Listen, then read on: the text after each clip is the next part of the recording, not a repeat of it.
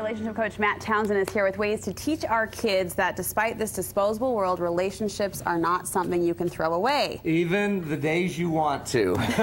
You can't toss them, can you? Have you ever tried? They're like boomerangs. They just keep coming back, and they keep coming back. But we have this mentality that it's, you know, that they're not permanent. Things can go, things can come, things can go. I grew up in a family with divorced parents.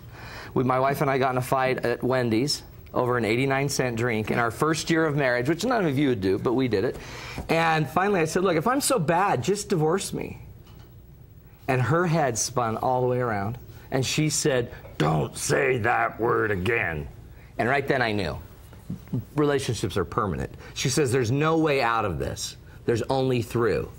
Can I quote you, though? Because I thought this was pretty powerful from your article today. You said the cancer of disposability is one of the most dangerous problems impacting relationships of the 21st century. So while you established early on that word can't enter this relationship, a lot of people let it in the door. So we got to be teaching it. We got to teach it to our kids who are so tech savvy that everything's just immediate and now and disposable. So we're going to give you 4 reasons or 4 lessons even to teach your kids, okay? We'll go through each one. And you think in your own life and marriage, are you doing this?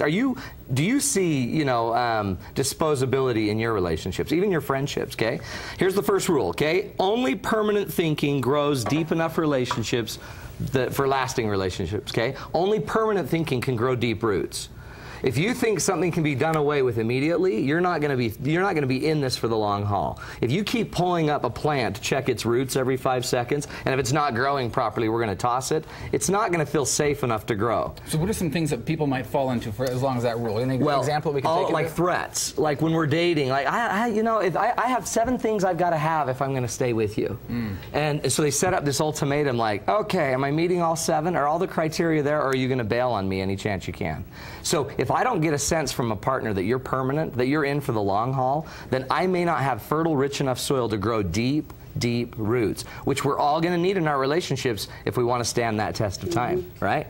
So think about it. If you're not looking at relationships long term, that's why we don't get rid of grandma. We don't get rid of our kids. We try, you know, but they don't go away. They just don't go away. So you got to think long term, and that little short term thinking, it sets us up. So if you get in a history of short term relationship,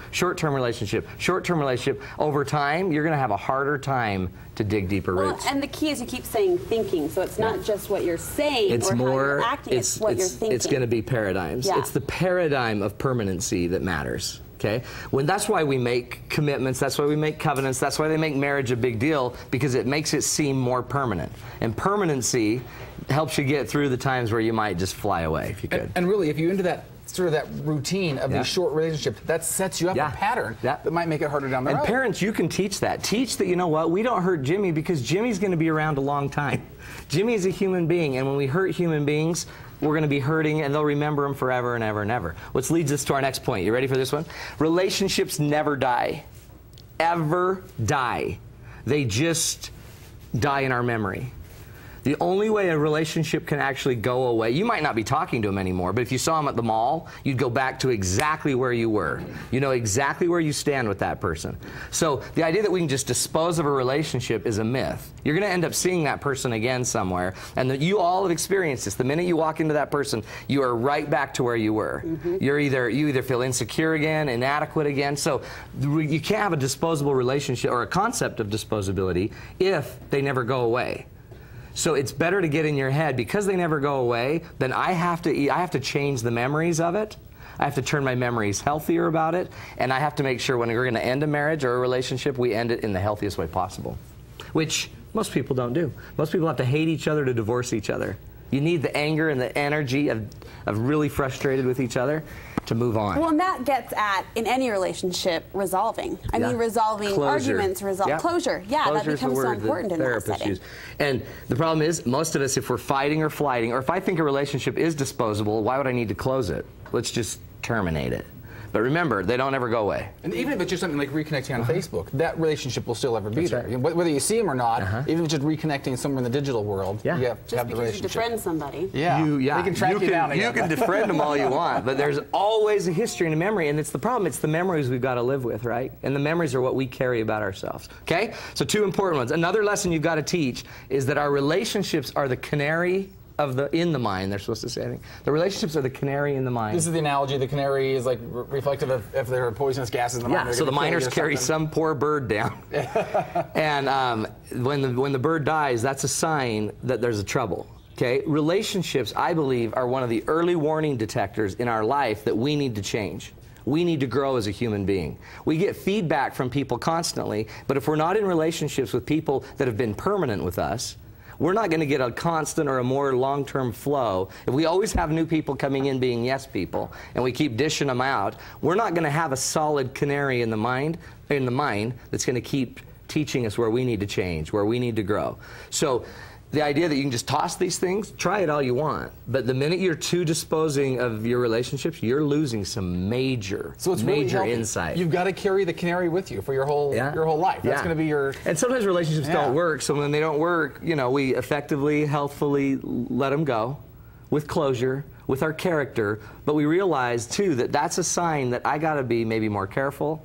I've got to learn something from this relationship. I've got to change something. I was going to say there's a lot of lessons to learn from this bird because essentially that can tell you where you're at in your life. I mean, looking at those relationships, that canary can really give you a gauge of where you're at. And we don't want anyone to get like depressed because all of a sudden, oh my heck, the canaries keep dying. It doesn't just mean that's your fault. Sometimes we just have bad luck. And some people are in really good relationships where the canary seems to be alive, but it's really been dead for 4 years. Its eyes are just popped open, and it's got a dowel up its backside.